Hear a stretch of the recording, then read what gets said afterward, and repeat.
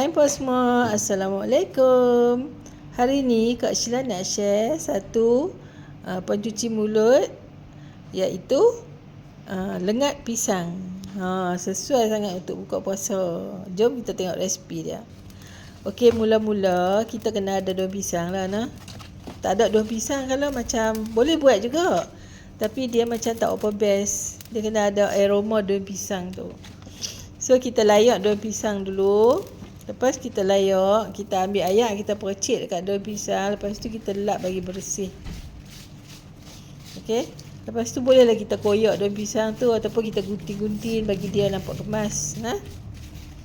Okey, lepas tu dalam satu mangkuk Kak Sheila masukkan santan.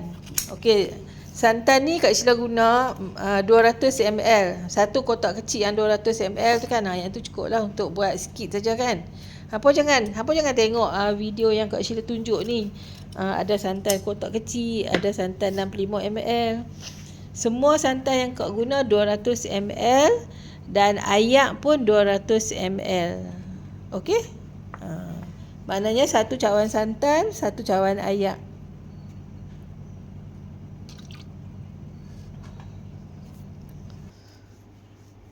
Kemudian tu Kak Sheila masuk gula 3 sudu. Garam setengah sudu kecil. Gula ni kan, gula tu lagi satu sudu kan. Gula ni hampa boleh guna lah. Nak guna gula putih ke, gula caster ke, ataupun nak guna stevia ke, ikut hampa lah. Okey, kemudian tu Kak Sheila masuk 5 sudu tepung beras. 5 sudu tau.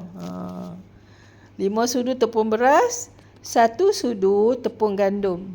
Masuk dalam ni, kacau semua bagi rata-rata. Lepas tu boleh tapis. Boleh tapis. Kemudian tu kita ambil daun pisang. Kita letaklah dalam bekas yang kita nak lengat. Bubuhlah dalam bekas, dalam mangkuk ke, cawan ke, apa-apa je lah. Bubuh macam tu. Ataupun kita nak lengat dalam kuantiti yang banyak pun boleh. Bekas yang besar tu, lepas tu kita bubuh semua dalam tu kan, tuang semua santan, lengat macam tu pun boleh juga. Tapi yang ni Kak Sheila buat versi yang kecil-kecil lah. Nak makan senang. Lepas tu kita atuklah pisang ni. Okey.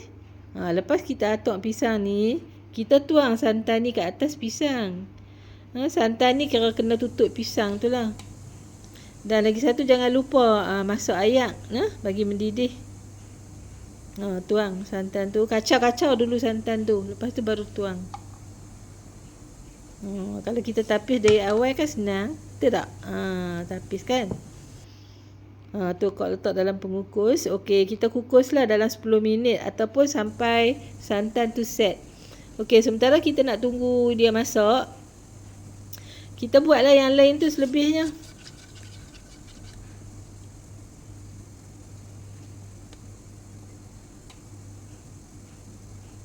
Okey, kita buat macam tu.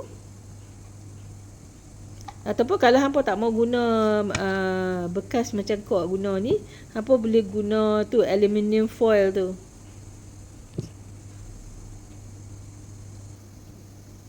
Bekas aluminium ni kan, boleh guna juga, tapi kena alas daun pisang lah baru sedap. Sebab kita nak aroma daun pisang. Barulah dia nampak tradisional kalau daun pisang tu kan. Lepas tu kita atuk pisang atas tu, dalam tu. Kemudian tuanglah santan. Macam tu pun boleh. Ikut kita lah, kita nak buat dalam bekas macam mana. Janji boleh lengat.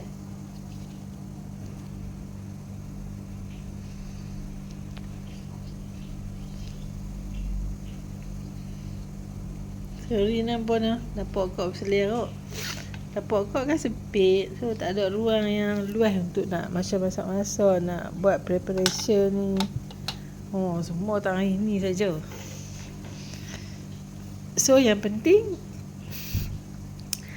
resipi yang Kak Sheila nak share. Okey, dah lepas kita bubuh tu, kita trim lah daun pisang tu bagi dia cantik sikit lah. Jom kita tengok hak tadi tu hak tadi kau masak tu. Dah masak dah macam ni. Nanti bila dia sejuk, santan tu akan set. Okay, kita masak lagi satu punya. So lebih kurang 10 minit jugalah kan. So inilah rupa dia, lengat pisang. Sedap apa? Kira-kira orang dulu-dulu pandai mereka lah buat kuih-kuih ni kan. Pisang dia pun masak Sarawak, dia pun buat cok kodok, buat lengat pisang macam ni, buat lepat pisang, macam-macam. Kira-kira orang dulu-dulu memang kreatif. Mak-mak kita dulu kreatif. Okey, banyak ni je kau dapat. Banyak juga kan. So, hingga jumpa lagi di next recipe insya-Allah. Assalamualaikum.